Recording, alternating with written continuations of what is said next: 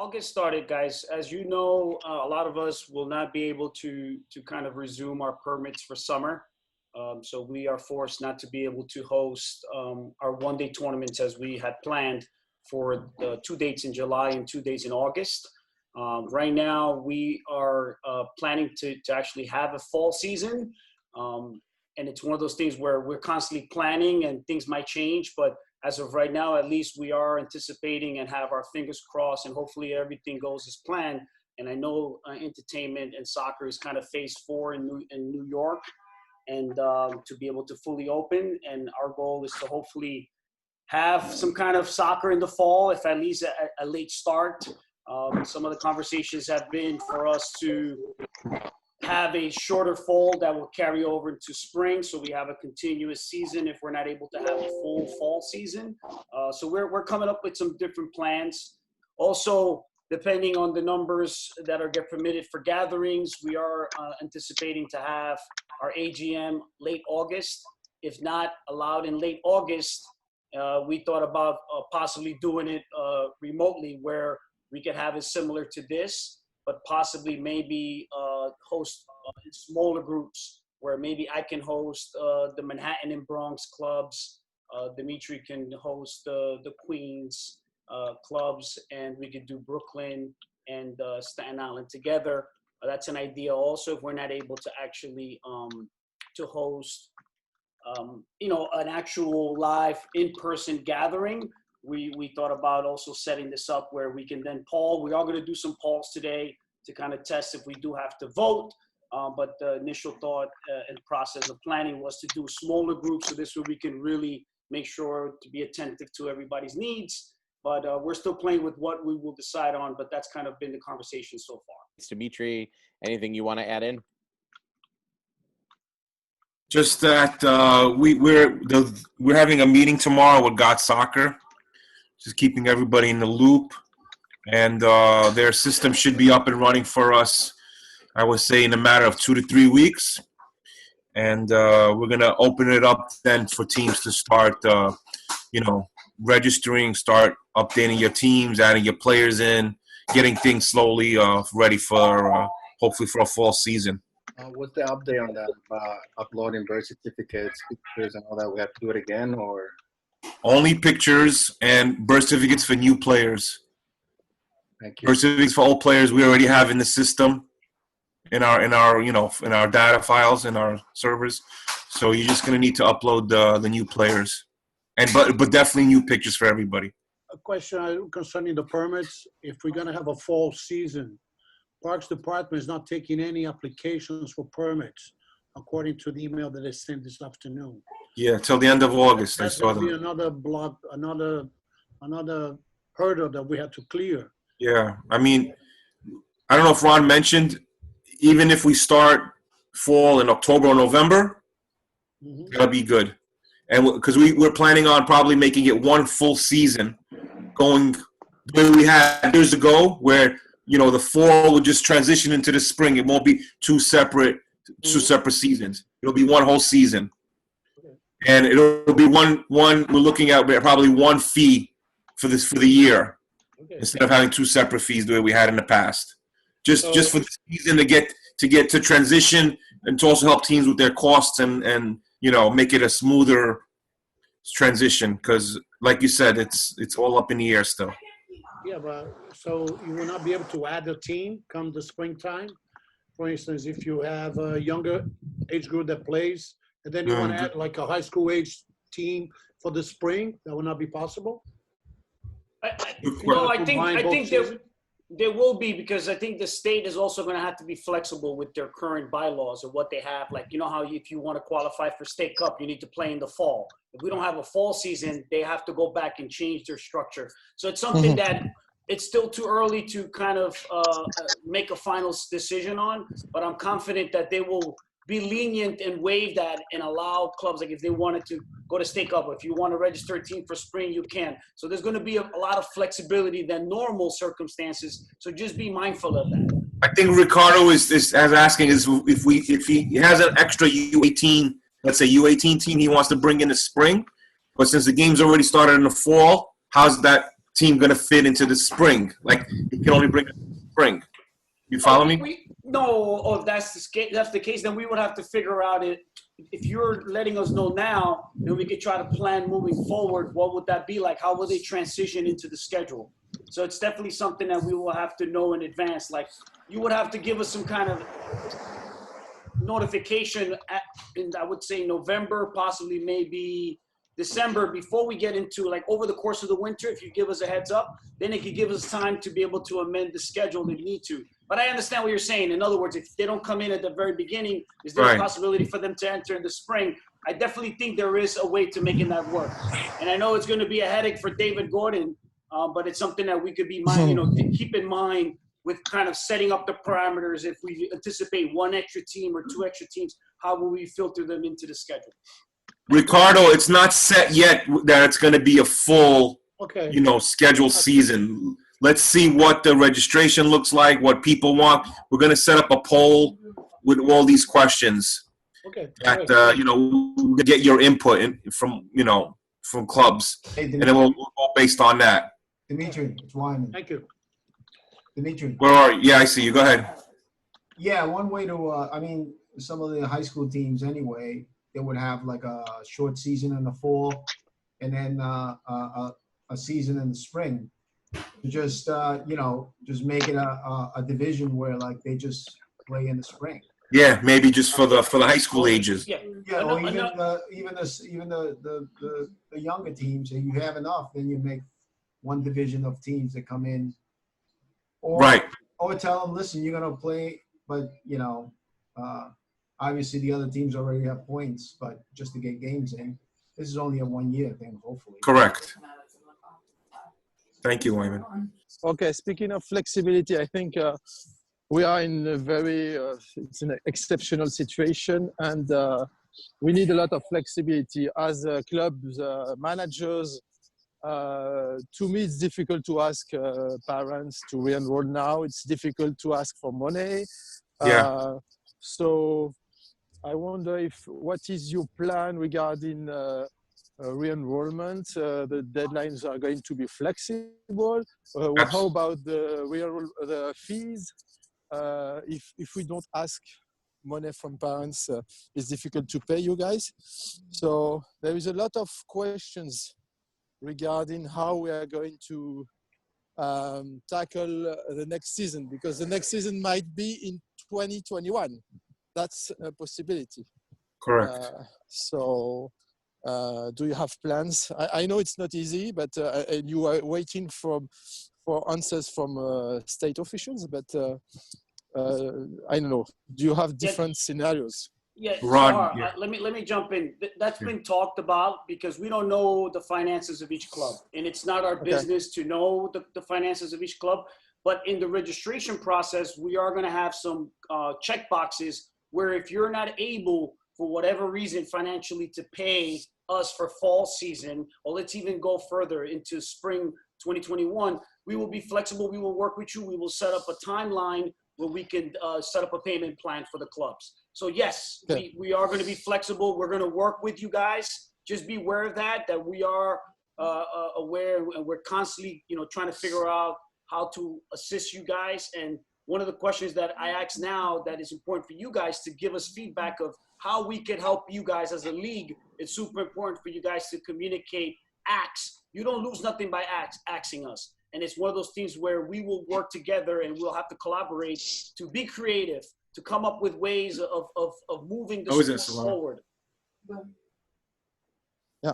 Okay. Can I ask one question? Sorry, Ron. Sure.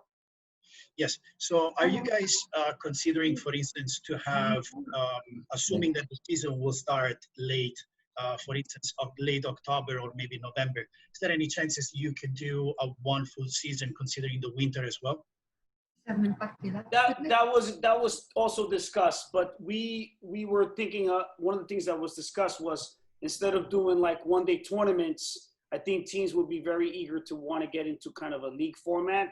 So I know Dimitri had brought this up, and so has Derek. Marshall, with saying, how about if we have a short fall season, and then the winter would be kind of a league format? Yes, that was something that was talked about. But then again, you would have to tell us, the members will have to tell us what you guys are interested in doing. But Ron, I think at this point, I mean, it's not just about what it works for one or the other, but this is about trying to make it work for everyone. And we have to just play. We have to try to play if possible and safe, of course. But we got to try to get it done. I mean, if it means that it's a shorter season, but we play in the winter as well, I think we should definitely take it in consideration. Or otherwise, there is a chance that many clubs will be left with no players.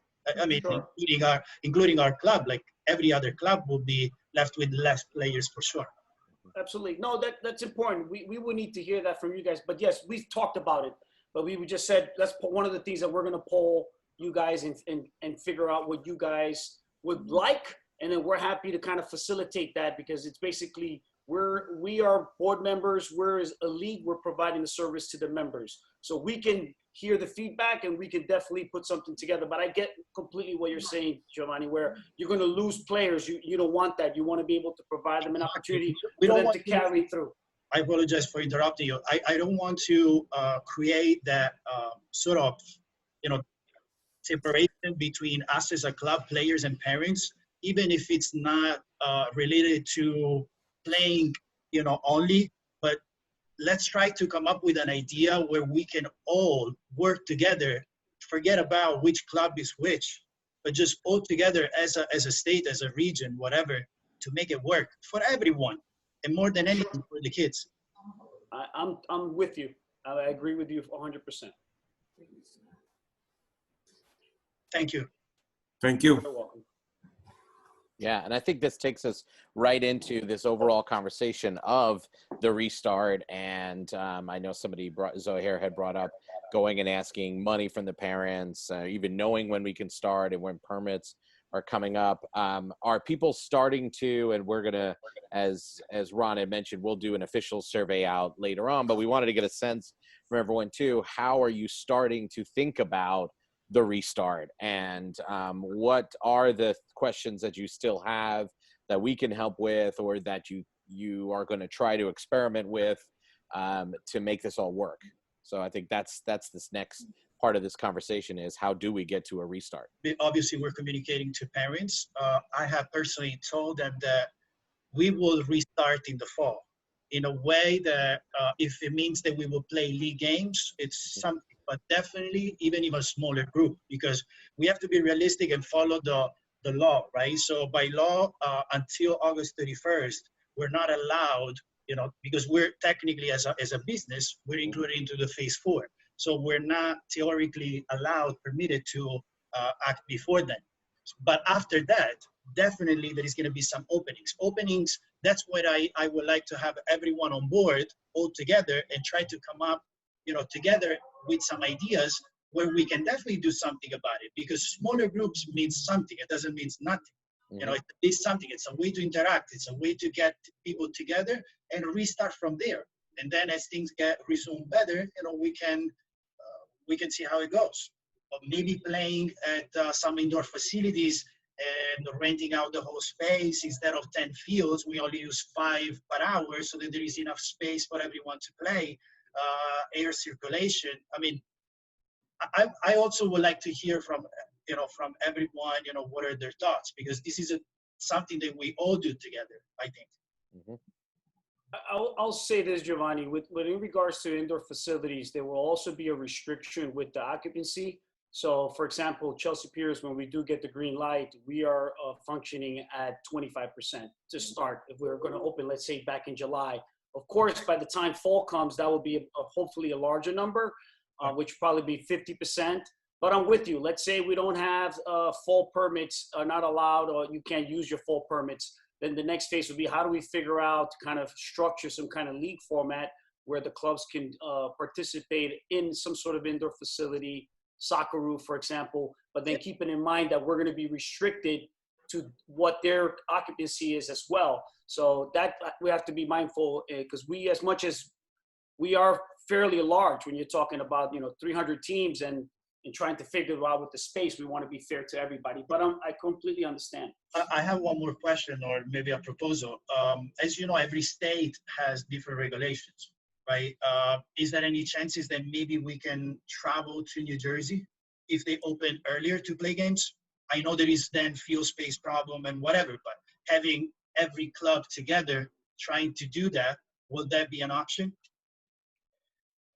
If we can cross borders, because sometimes there's been talk about restrictions of like if we're a New York club base, Sure. having to go over to New Jersey. So that we'll have to figure out if we're going to even be permitted. So that's kind of like, you know, when Cuomo talks about the regions and the collaboration between governors and states, that's something that they're keeping in mind what they don't want.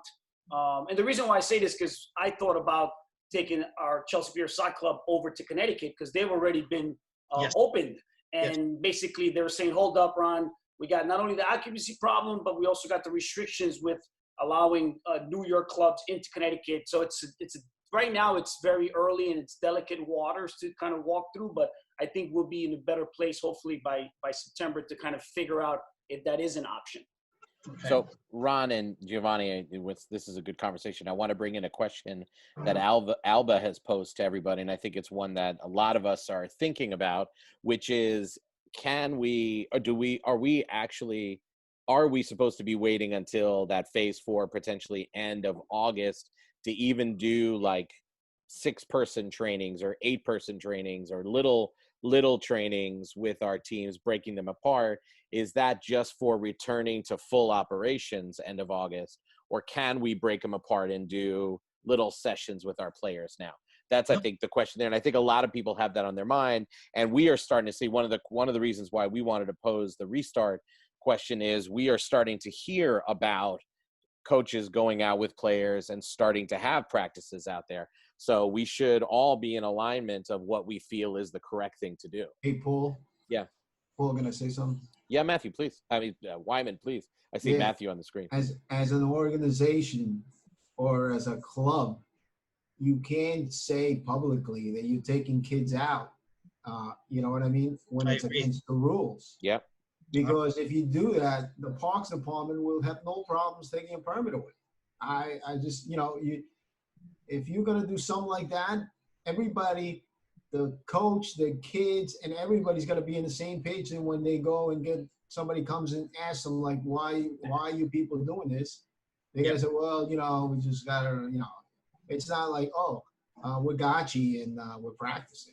Right. Be over. We finished. You know what I mean? You can't do that. Yeah, I think anything that's organized is not going to be looked upon kindly by anybody who's regulating it, which is why it seems safer right now to wait until at least further into the summer. You can't, as a Cjsl, say like, yeah, let's go practice, guys. You know what I mean? Like, that's not, I mean, you're going to get yourself into trouble. The only thing I would say is just keep an eye on, you know, if the school's open, I think you got a good shot at but I don't know about the Parks Department giving permits out. I mean, once they announce, they're not going to announce schools opening until like July, and I think that's the time when the Parks Department will probably follow suit because everything hinges on the schools. Yeah. There's another question as well, Paul, that hasn't really been addressed yet, and that's insurance, right? I don't think there's anybody from the state on the call right now. What happens with liability if you're going out with a shirt and you've got kids and something happens? Are you insured? What happens if somebody gets COVID? Are you insured? Yep. So that's a big factor as well. And I think before we take anybody anywhere, we're going to want to know. We want to hear from our insurance people, which is the state, right? Can we now practice and be insured or play games? Yeah, not right now. Not right now. Yeah. I spoke yesterday with somebody, from the park, and they told me, I mean, we have to just follow the law. By law, we're not allowed to do it until August 31st. That's the law. Yep. Yeah, and I think this is an important conversation to have as a group because we are starting to hear about parents talking about training, clubs talking about trainings, seeing pictures, hearing about it. You know, word travels incredibly fast in this soccer world, and we are starting to hear about these plans and dates and all these kinds of things. Possible to have a message, an email from the league, letting everyone know that, you know, no one is allowed to do any sort of practice or games as a club. Or anything, because as we were saying before, you know, maybe my players tomorrow, they want to play and they hear that you have some sort of training and they start coming to you, and then, you know, we get left behind. I just think it's not fair for Yeah, no, I totally. Hello? This has been, yeah, Chloe, are you there? Go ahead, Chloe. Alba. Oh, Alba, go ahead. Sorry, yes, that's why the email that Dimitri sent it out to everybody about the Eastern, about phase 4, that's what I had to email out to my parents, because that's what they were getting to me, that they heard from other parents from other clubs saying that they had started practices, and they were like, you know, questioning me, why haven't we started? But that's exactly why I emailed them that, saying that, you know, it was too risky. I in general thought that, because I think if kids are not in school, then there's no reason why we should, you know, practice. So I had to email them out telling them that the Eastern told us that it's recommendable until phase 4. That's why. Absolutely. That was my question. We're going to send out a communication, but I'll be completely honest with you. This is important for us to talk now also, because I think even if they receive an email, people are going to disregard the email and they're going to do what they think is best for them. But at the same time, we're going to hurt our real return phase if we are going up prematurely as a club, thinking that it's okay, because it's not okay and we've not been given the green light. So that's where it comes. My biggest concern is people going out and doing it prematurely, and then they could be affected in a negative way. And also it's a domino effect that affects everybody else, where it doesn't send a good message. And again, Cjsl is not the soccer police, but we could try to do is educate all of you and let you know that as of right now, it's not okay. We've not been given the go-ahead to do any sort of practicing or gatherings or trainings. And I know the conversation has been with some folks like, oh, if you keep 6 feet, 10 feet, if everybody has a mask, if I do temperature checks, like, it doesn't work that way. It's just because we haven't been given the authorization to be able to move forward and resume to play. We can't take it into our own hands and say, oh, I'm going to be responsible just because I'm doing temperature checks and I'm keeping the kids 6 to 10 feet apart. It's not realistic. It just doesn't work that way at this current moment in time. Ron, if I could just say something really quick. By the way, I'm John from Sporting Club Iowa. Ron, I think it's important for you to say, who are you waiting to hear from? We're waiting to hear from Eastern New York. We're waiting to hear from the governor. We're waiting to hear from our state and federal agencies that are the ones that are going to give us the go-ahead. So it's not like, look, I'll go Cuomo's way. This is not a political thing where Ron makes a decision or the Cjsl makes a decision. We're making a decision based on how the statistics are looking. If we have a spike in cases and all the things that they follow. So it's all geared towards statistics with science and what we hear from our government and state officials. And more importantly, when we talk about insurance, what Eastern New York is telling us is we're not to be doing anything until they give us the go-ahead. So that's basically, we got to follow protocol. And if we don't, look, the conversation hasn't been how clubs are going to be penalized, but I'm pretty confident that you don't want to be that club to be the one to be penalized. So just be mindful of that don't think because you are the owner, you're the sole president of that club, that you're going to feel to do as you feel you like, and it doesn't work that way. Like, you're going to be there's going to be consequences, and I just don't want any of our clubs that are, representing the Cjsl to fall in any sort of, punishment, whatever the state could, punish you with. So just, you have to be patient. Some of you are probably thinking, oh, what are they going to do? I'm still going to do what I want to do in closed doors. It doesn't work that way. So, it's one of those things where, like, I'll go back to saying, if you have a criminal record and you've been a sex offender, you want to work with kids. I know it's a drastic comparison. You'll never work with kids. Here's a situation where you don't want to put your club and your name and your reputation of your organization in a negative way. So. Great. Anybody else want to join in on the conversation? Have any thoughts? Javier? You're so quiet over there. I just want to, this is Lura from Brooklyn Times. I just want to jump in and say a couple of things. Guys, unfortunately, from the soccer point of view, we live in a total different world here in New York City, in the 5 boroughs, where 8.5, 8.6 million people live. So even Long Island, Westchester, it's a total different world. New York State is already open, except New York City. We will be the last to open, unfortunately, because of the people and the crowds that we have in these 5 boroughs. So we just basically need to be to be patient, and hopefully the beginning of June we will go into the first phase with the tracers and the metrics that they have. But this is the world we live in. We live in a total different world here in the 5 boroughs. As far as the permits, based on what I heard from the Parks Department, if in September they will reissue the permits, those permits will go to the clubs that had it already the previous fall.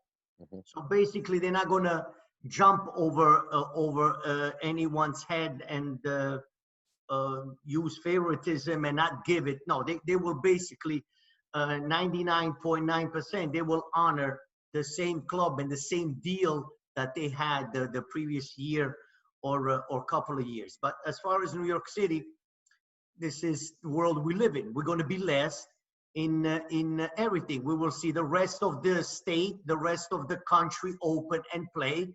And unfortunately, we will be watching for a little while longer because of of where we are. Yeah, well That's it. said. Thank you, Ludo.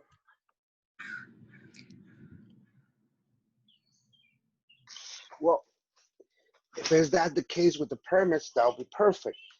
But in any case, would the league be thinking probably if we can get permits, but we are allowed to be out in games, doing games or anything, to consider probably renting a private field for everybody, for all the clubs? That's my thinking. Probably we could basically make the league in one field only. I don't know what you think about I don't that. think there is a field that can host, all these players. League has thousands of players. Now, one field will not be enough. Yeah, but basically a full day. For example, Met Oval hosts on Saturdays for one league that I know that they be hosting games there whole Saturday. Mm-hmm. And they divide the fields in the whole field. They'll divide it. Probably clubs we could go there, or there are different fields that we could probably rent it in any case that we don't get the permits back. But if we are allowed to play, that could be an idea. I don't know. What you guys think? So is your question, if we're allowed to play but we don't have the permits yet, what do we do? Yes. Get to the field at 5 o'clock in the morning before anybody else does, and don't give it up. I think those go hand in hand. I think when we're allowed to play, the permits will be issued. Yeah, I think that's. If you can play, you have the permit. Yeah. And I think it's a bad idea anyway to have one location that has so many people coming in and out of it. That seems totally counter to the safety and health precautions, which actually, I mean, I saw what was sent out about the guidelines for when we are able to go back out, and I would like to hear a little bit more about how you really see that happening, like in a game situation. So all the players are going to be wearing masks, or like, can you just, Dimitri or Ron or David, just like kind of take us through that at some point a little bit, just for the, the scenario that we're able to get back out. We have permits, we can play league games. Like, what does a game situation look like? Because a practice, I think, is a little bit easier to sort of control some of the factors. But the games, I would like a little bit more clarity on. We don't know, to be honest. We don't know what the guidelines are going to be, from the state. We have to wait for the state to give us the guidelines. I mean, looking at Arizona, that's opening up soon. I haven't seen anything about wearing masks for the kids. They have it broken down into 4 separate phases again. Right. It's individual between coach and then small group with no contact, social distancing. And then by the time we reach phase 4, it's full games, normal. So I'm sure everything's going to be, decided. And once we get that information, we'll share it with everyone. But I don't even know how you could see kids playing with masks. It's very hard to breathe in those things. I know. Well, I mean, I agree. I think, the guidelines even for the practices, well, I think it's possible. It definitely will take a lot of,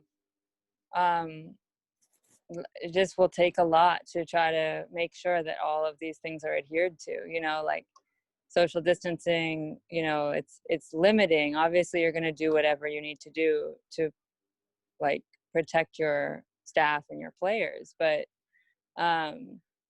it just seems like, even when they say, even if it's like, okay, everything is back to normal, I know people are going to have questions about how that's really going to be a safe way, until we can say, oh, well, there's no threat of having another outbreak, which we know is not true now. So it does seem like there's going to have to be a lot more guidelines given out by the state, even when they say it's phase 4, Yeah, I'll tell you this, we're going to have different challenges than all the other states because of our density. And just think about social distancing parents when it comes to games alone. And we're already limited to the amount of field space that we have.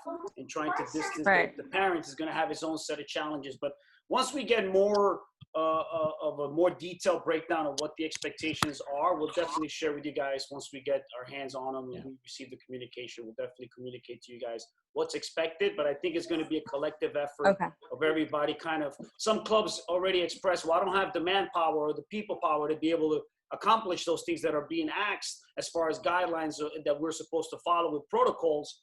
But then again, we all have to collectively work on trying to figure those out and not make it more of an issue that, once we get closer to where we're going to hit the, the road running, we got to work together and trying to figure that out as clubs that, that we're all facing this brand new. No one here can say they have experience dealing with this. This is all new for everyone. Yeah, I think it's safe to say that. Oh, who was going to go? Someone's going to jump in. Yeah, Ron. Yes, could you hear me? Yeah, we can hear you. I wanted to say something. In one hand, I strongly believe that that you are right. There is some in the next 3 months we cannot use any.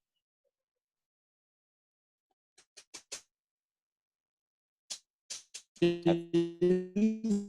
can you stop 1 second instead of walking? After. Can you stop back in? Yeah. Could you hear me now? It's better. So we can hear you. No, I was running. You were moving fast.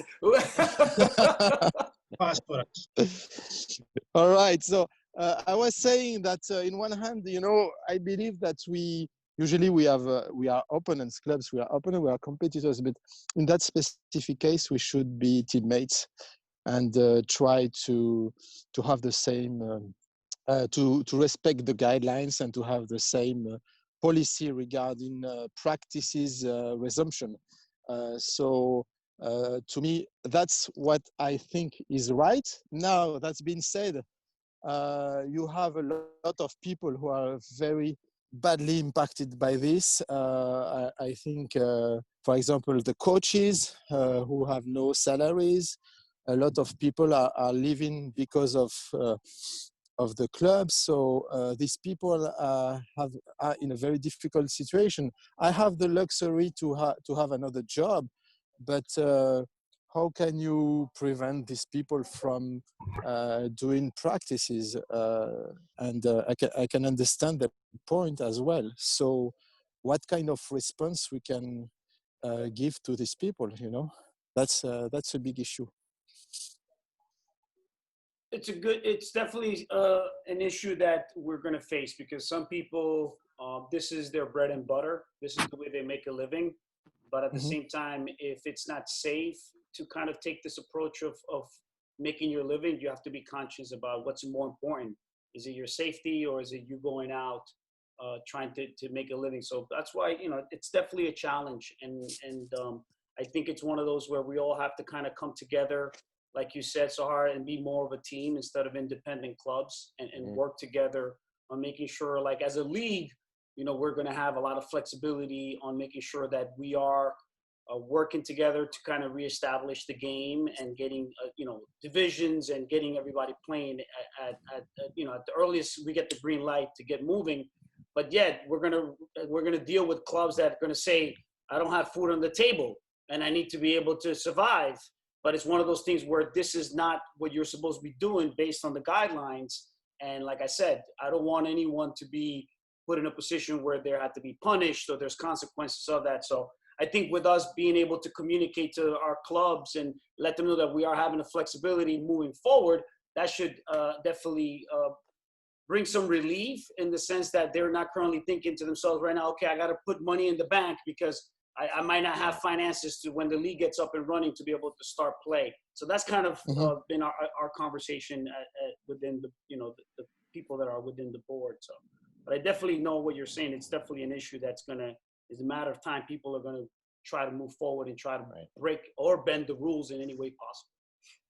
But also we need to address in here that it's not just the clubs thinking about this. It's also the parents that are coming and saying, hey, we want to train, we're willing to pay. Many trainers I know, individual trainers who work with players, are being offered $100 an hour to do, individual training with players. So the parents are itching to get back out on the field. They're willing to pay. They're talking to the coaches, like Andy had mentioned, seeing emails coming and going, hey, why aren't we doing this? So it's not only communicating out to the clubs and getting the clubs in alignment, but the clubs have to be able to explain to their parents why, and maybe we can't convince them of the risks, the health risks. They want to take any health risks, that's fine, but we have legal issues and the club is legally responsible, and there is no insurance coverage if somebody gets hurt. People do get hurt. We do need those insurances as clubs. And so there's so many other risks in addition to just this idea of, well, I have the antibodies and I want to go train, or I'm not that worried about it, or I don't think I'm really going to get it.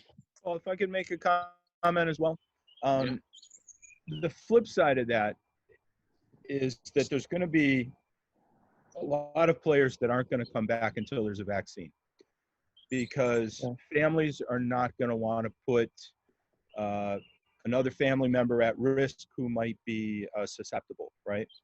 So you might lose the best girl on your U10 girls team because that family's just not willing to let her return until there's a vaccine, and she may miss a full year of soccer or more. By returning too early, you're also, you're threatening your reputation and the trust that you've hopefully built up with families, that you have everyone's best interest at heart. So we're already telling families, look, this fall, everyone will have to decide what their risk tolerance is for returning. We're going to give you the safest possible soccer scenario that we possibly can, but it may not be safe enough for your family, and that's okay. And when you can return, you will. So you got to balance both sides of it. You've hopefully built up a lot of trust in your club, and you want to keep it. Yeah. Can I say something? Yeah, of course. You don't need permission. Well, in our case, like I said the other day, we have the issue that we're not going to be able to come back soon because we're on the hardest hit side. We have a lot of parents or kids that have lost parents and things like that. And I don't know, we have to put ourselves on the side right now because of health issues for everybody else. So we're not ready to come back, and we're not going to force anybody to come back. And like many of the parents, regardless of their asking if we're coming back or not, we will come back, but only when it's allowed. So for us, it's not going to be easy returning to the fields. for a tournament or something like that. We might not even have half the team. So, you know, every parent understand, and I understand that we might lose kids, but, you know, right now it's our best interest not to put anybody at risk. And that's what we're trying to do. Well said. Yeah. Ron, can I say something? Sure. Ron, You're more I than mean, welcome to jump in. thank you, Ron. I think the most important thing is safety for the children that come to play. What is the point of starting and then 2 weeks later something happens and they shut us down? It doesn't make any sense. I mean, I think I know, you know, walking around with lead feet, you know, slowly, but what's the option? I mean, do we want to risk having all these? You only need one kid sick. Then what we're going to do? Our clubs are going to be at risk. The league is going to be at risk. The state is going to be at risk. Guys, I think we should wait.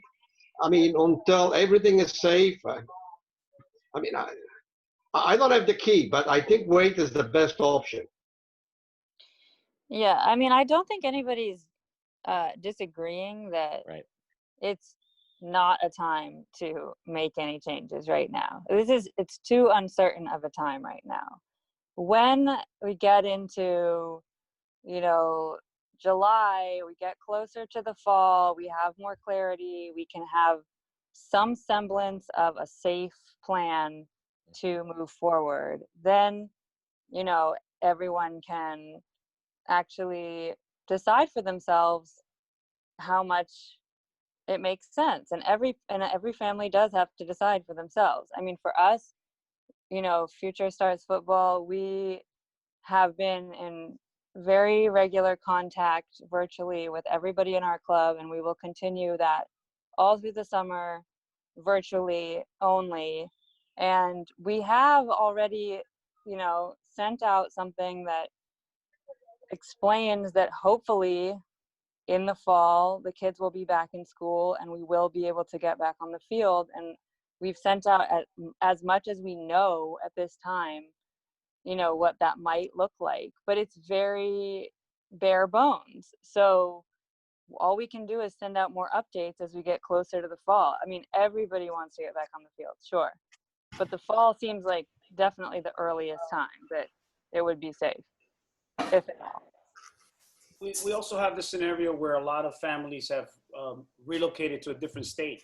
So like I've had, you know, I'm doing a lot of the virtual sessions with some of the teams, and I'm asking the kids, where are you? And they're like, I'm in Colorado, I'm in California. So people are all over, and they actually just picked up and moved, and they're not coming back. So it's one of those things where I'm completely with you. I think it's one of those where once we get closer to the fall, we're going to be able to see what each of our teams actually looks like as far as numbers and who's actually committing. I think we send out communications as well from Cjsl peers, and it's one of those where parents are like, we don't know. Oh, right away they tell us we relocated, or right away they say it depends if school is open. So it's a lot of things that are uncertain, but I think definitely once we get closer to September, we'll definitely know if we are going to be able to salvage some sort of fall season. And then again, there's going to be a lot of procedures as far as guidelines and protocols that all the clubs will have to follow for everybody's safety.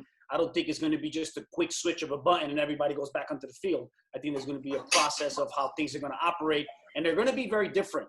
It's not going to be like what we're accustomed to. So I think, you know, it's going to be a fall, possibly a spring of 2021 that's going to seem very different than what we're accustomed to. Yeah, and Ron, to your point of what Chloe was just saying about how we're all staying in touch virtually and doing all these Zoom sessions, one of the things we wanted to talk about tonight was also tryouts. And how are you guys thinking about, obviously, if we can't get to the fields and be truly organized legally until end of August, are people planning virtual tryouts? And is that something that is come up as a way to try to get some excitement and retain connection to building and helping create your teams for the fall? So I'd love to hear what people are thinking about regarding virtual tryouts. Hey guys, it's Ken from Silver Lake. Hey Ken.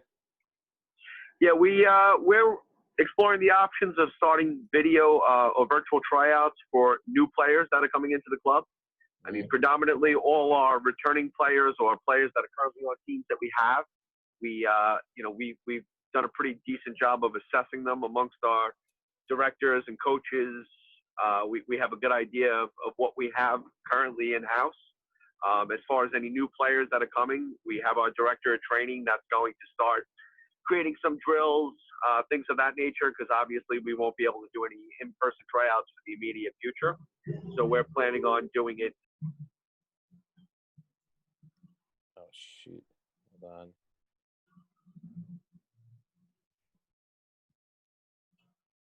Ken's muted.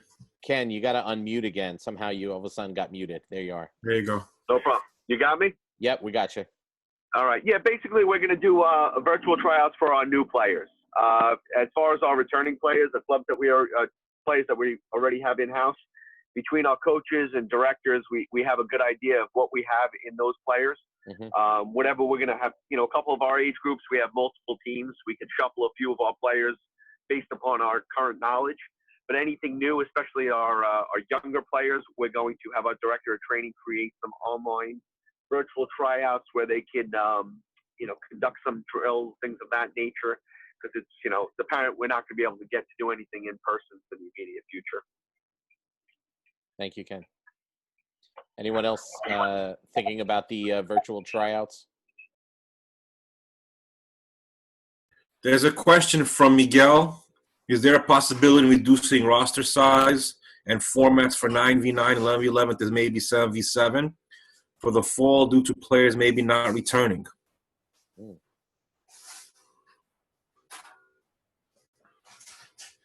Maybe, yeah. You have a division that has fewer numbers based on enrollment. That's a no-brainer. You have to figure out a way on how to restructure it. You're going to also see the number of players that are going to be in a lot of these rosters. We're also going to be in communication with the clubs that are going to tell us, I don't have enough to field a 9v9. Can we make it 7v7? So once again, we will have the flexibility to work with the clubs. It's going to be, this is not normal circumstances. And it's important for you guys to know that we will do everything in our power to make it work where we have some sort of season. If it is where we need to make amendments to 11v11, make it 9v9 based on numbers, or 9v9 to make it 7v7 based on numbers, we will do so. I just want to touch base on what Joe said about it not going back until the time is right. When is the time going to be right? I don't think it's ever going to be right. This is not going anywhere. The way it is today, 2 months down the line, 6 months down the line, COVID-19 is going to be with us. So I think we just have to really adjust what we're doing and how we're doing it, and trust, the doctors, trust the scientists, see what the other states are doing, the other organizations in the states, how they're opening up, and learn from them and then go from there. Is it going to be back to the way it used to be, Joe? I don't think it's ever going to be back the way it used to be.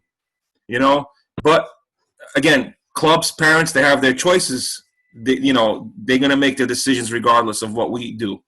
So I just wanted to add that. Yeah, and I'll say to tryouts, I think it's important for each club to communicate to the parents and set the right expectations, because what parents will do is exactly what they're currently doing right now. Oh, so-and-so FC started practicing. How come we're not practicing? If so-and-so FC started tryouts, how come we're not having tryouts? So it's important that you as a club are communicating and doing your part to make sure you set the expectations of your members, especially your parents, of what to expect, of what's happening, and just revert to constantly let them know what the guidelines are, what the rules are, what the law is, what's mandated from Eastern New York, what's mandated from our governor, because it's not Cjsl, it's not Paul, it's not Dimitri, it's not Ron, it's not us. This is not personal. This is one of those things where we're following guidelines based on our safety and what we're being communicated from our government and federal, officials.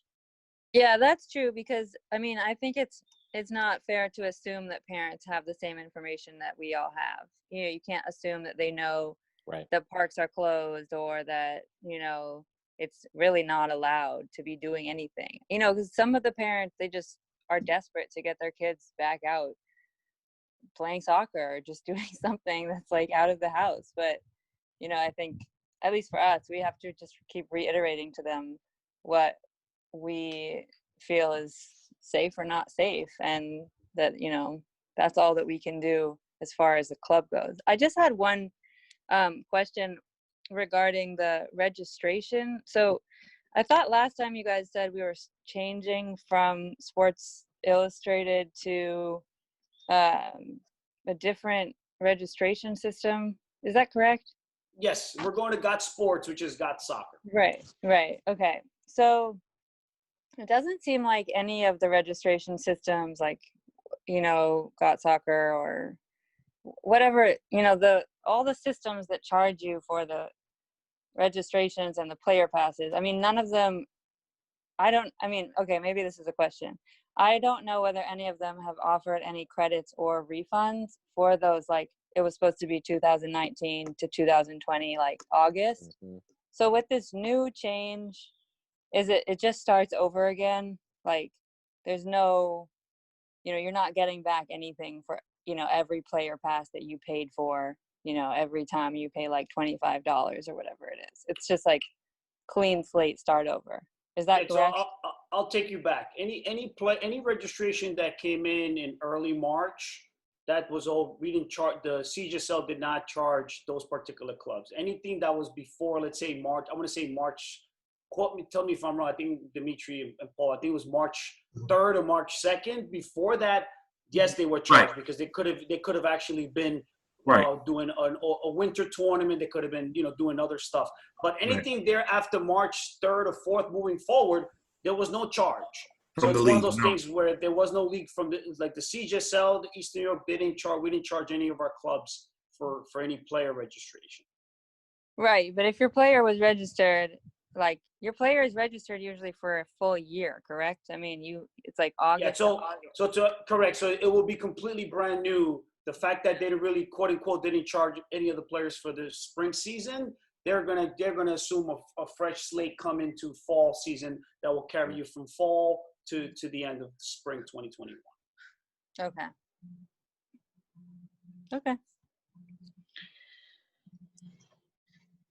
Okay. Well, look, I think we're all in agreement that this is not the time to be starting. We need to be talking to each other. And if you know any coaches at any clubs that are part of the CJSL, I think we're all committed to doing the right thing here. And due to being able to get permits, the legal side of things, and for the health and safety of our players and coaches, it is not the right time to be out in the field. And so we will help communicate that out. We will also reach out regarding a survey on some of these questions on how we can help and some other questions that are still floating around out there. Get that out to everyone here in the club. Does anyone have any final comments or questions they want to make? Otherwise, we went through our agenda. We hit everything tonight, and I just want to make sure we didn't leave any questions unanswered or anyone has any final statements. Yeah, Billy from Eleftheria, just to echo what I've been hearing from some of the other coaches, it doesn't seem that we are going to be ready for fall, to go in 100%. So the idea of having a fall straight through the spring season, I don't know if that would work because parks might open. However, parents might not be comfortable sending their kids back. So we might be at 50% of returning players. Mm-hmm. And having those statistics affect us in the spring, have that fall carry over, I think we should try to keep it as routine, as normal as we can. Try to keep it 2 seasons as best as possible. If we need to condense and squeeze as many games as we can in a short amount of time. And then that will wipe clean come winter. And then I don't know if you want to do a winter into spring, but I think the clubs, once things open, I don't see my practice sessions resembling anything what they look like, what they should look like come fall. It's just, let's get out there, we can play, we're going to social distance and gradually get playing again. So I don't know if anyone else wants to chime in terms of, 2 seasons or 1 season. I would vote 2 seasons because that fall season is probably going to be, just getting back into it, almost going to be a wash, just like getting the kids reacclimated back to playing again, get them into a routine and back into playing. I don't know if anyone else feels the same way. So Billy, I'll chime in real quick just to kind of give you a better picture. Is the thought of having it a continuous season was just so that we collect only 1 fee and not have it to be 2 fees. But I think to your point, we could easily, depending on, I think it will depend on the number of weeks that we get to actually have some sort of fall season. But I think for the younger groups, let's say U8 through U11, they don't keep standings. So moving forward through, it's okay. It wouldn't affect them statistics wise. But I think for the basically 12 to 19, what we can do is if we have less amount of weeks for fall, is have them play those weeks but not go into the standings, and then have the spring season be the one to count, because based on the reality that we're not going to actually be able to have a realistic as close to practices and games, it might make sense to for the older groups. And also it gives an opportunity to what Ricardo was saying earlier in our call, that what happens if I want to bring in a team that doesn't play in the fall but wants to play in the spring? What will make sense, like I was telling you, was the younger ones it wouldn't affect, but for the older ones, 12 to 19, you could actually go with the fall, no standings, and we actually start standings. We clean the standings page fresh for spring, and then that will alleviate where if anybody wants to come in new for a new team for spring, that could be an idea to help. Yeah, I mean, this is all premature. I'm a teacher as well, so they don't even know what's going on in terms of schools. They're saying it might be some type of hybrid, half online, half at home, half in person. So, yeah, I mean, as we get closer, I guess we'll have a better idea as to what's going on. Yeah. And in terms of tryouts are concerned, my main goal now is retaining the players we have. Mm-hmm. And then I'm not looking probably to expand or to grow any more teams, but if we need players, for each age group, I'll have, tryouts to fill out those rosters. But I don't see us getting too many new players this season. We'll have the virtual tryout, but, I think if everyone, just out of respect for everybody, if anybody from, previous team or from my team or from your team comes to my tryout, they shouldn't, look to jump ship now. We should all be on the same page in terms of, we're in this together. Yeah, it sort of feels like it's the spring season is a wash. So it's like, in a way, the fall season feels like, as much as possible, it's just like a do-over for the spring season. So it does seem kind of like not the time to be making big moves and, for anybody, parents, players, coaches, clubs. That's just my opinion. So, speaking of player retention, is anyone asking families to register at this point for the fall? We're just asking for commitments. Just tell us you're coming back. No, you don't have to put any money down. Just so we know what teams we're fielding for the fall. Anybody else? Yeah, no, we haven't started that yet. I got you. We just sent out like a preliminary email that, is basically asking for a commitment just to get an idea of who is, planning on coming back if there is a season to have, and very flexible in terms of like, putting something down when, or, some people have said, give me till like, mid-June to even get a better idea of what we're thinking. So okay, that's where we are.